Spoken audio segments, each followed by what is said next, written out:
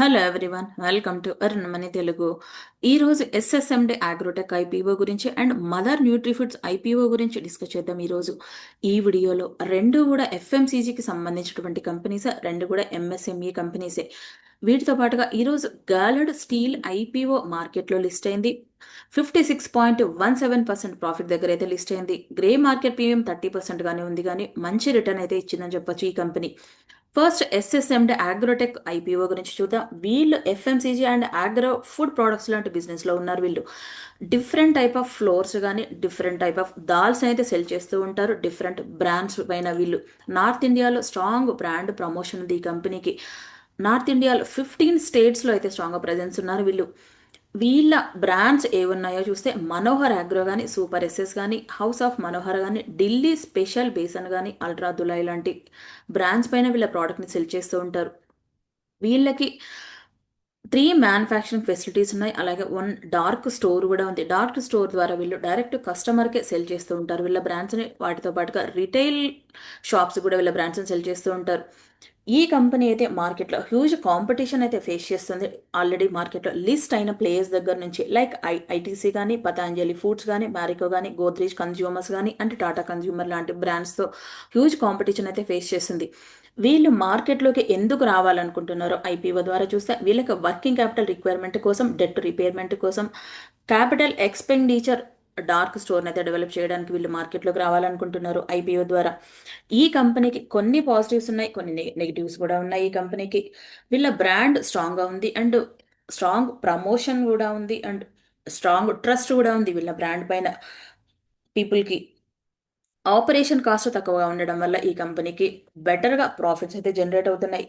కొంత రిస్క్ కూడా ఫేస్ చేస్తుంది ఈ కంపెనీ మార్కెట్లో. రిస్క్ చూస్తే ఎఫ్ఎంసీజీ ప్రోడక్ట్లో రా మెటీరియల్ ఎప్పుడు కూడా సీజనల్గా అవైలబిలిటీ ఉంటుంది. వాటితో పాటు ప్రైజ్ ఫ్లక్చువేషన్ కూడా జరుగుతూ ఉంటుంది. ఈ రీజన్ వల్ల కొంత రెవెన్యూ కానీ అండ్ మార్జిన్ కూడా ఇంపాక్ట్ అయితే అవ్వచ్చు. రెగ్యులేటరీ చేంజెస్ వల్ల కూడా కొంత ఇంపాక్ట్ ఉంటుంది ఈ కంపెనీకి. ఈ కంపెనీ హ్యూజ్ కాంపిటీషన్ అయితే మార్కెట్లో. ఈ కంపెనీ రిజల్ట్స్ ఎలా ఉన్నాయో చూస్తే, ఈ కంపెనీకి మార్కెట్లోకి వచ్చిన తర్వాత వీళ్ళ టోటల్ మార్కెట్ క్యాప్ 105 క్రోర్గా ఉంటే, స్టాక్ పిఈ రేషియో 19.5%గా ఉంటే, ఆర్ఓసిఈ 125% ఉంది, ఆర్ఓఈ 155%గా ఉంది, ఫేస్ వాల్యూ అయితే 10గా ఉంది. ఈ కంపెనీకి ప్రాఫిట్స్ అయితే బెటర్గా జనరేట్ ఉన్నాయని చెప్పొచ్చు.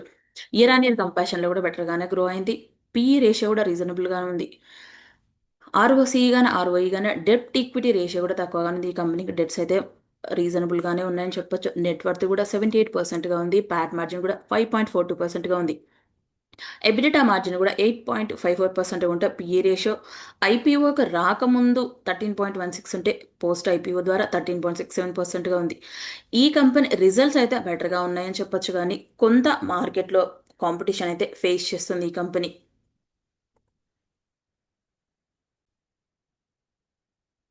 ఎస్ఎస్ఎండి అగ్రోటెక్ ఐపీఓ నవంబర్ 27th రోజు క్లోజ్ అవుతుంది. వీళ్ళు ఒక షేర్కి ఫిక్స్ చేసిన ప్రైస్ ₹121గా ఫిక్స్ చేశారు.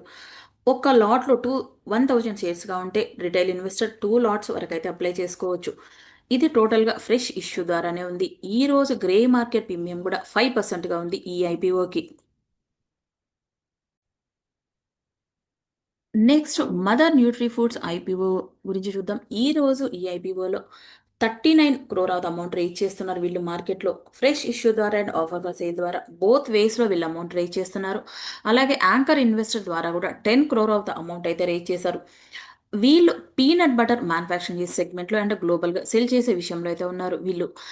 వీళ్ళకి speciality of the 10 flavours and 12 brands అయితే మ్యానుఫ్యాక్చరింగ్ చేస్తున్నారు వీళ్ళు, 12 ప్రోడక్ట్స్ని. వీటితో పాటుగా వీళ్ళ ఓన్ బ్రాండ్స్తో పాటు ఆల్ ఓవర్ గ్లోబల్గా ఉన్న బ్రాండ్స్ను కూడా మ్యానుఫ్యాక్చరింగ్ చేసి గ్లోబల్గా ఎక్స్పోర్ట్ చేస్తూ ఉంటారు. వాటితో పాటుగా ఇండియాలో కూడా సెల్ చేస్తూ ఉంటారు. వీళ్ళకి గ్లోబల్ నుంచే స్ట్రాంగ్గా ఇన్కమ్ అయితే ఉందని చెప్పొచ్చు, కంపేర్ టు ఇండియాలో ఇన్కమ్తో కంపేర్ చేస్తే.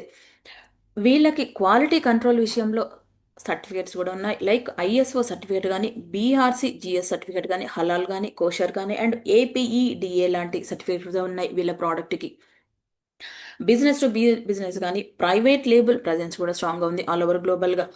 వీళ్ళ ఓన్ బ్రాండ్స్ని ఇండియాతో పాటు ఎక్కడ సెల్ చేస్తున్నారో చూస్తే, లైక్ లిబియా కానీ, దుబాయ్ కానీ, జపాన్లో వీళ్ళ ఓన్ బ్రాండ్ని సెల్ చేస్తున్నారు. ఫారెన్ బ్రాండ్స్ని ఇండియాలో మ్యానుఫ్యాక్చరింగ్ చేసి ఎక్స్పోర్ట్ చేస్తున్నారో చూస్తే ఆల్ ఓవర్ గ్లోబల్గా 20 కంట్రీస్లో ఉన్నటువంటి బ్రాంచ్ని వీళ్ళు మ్యానుఫ్యాక్చరింగ్ చేయడంతో పాటుగా ఎక్స్పోర్ట్ కూడా చేస్తూ ఉంటారు.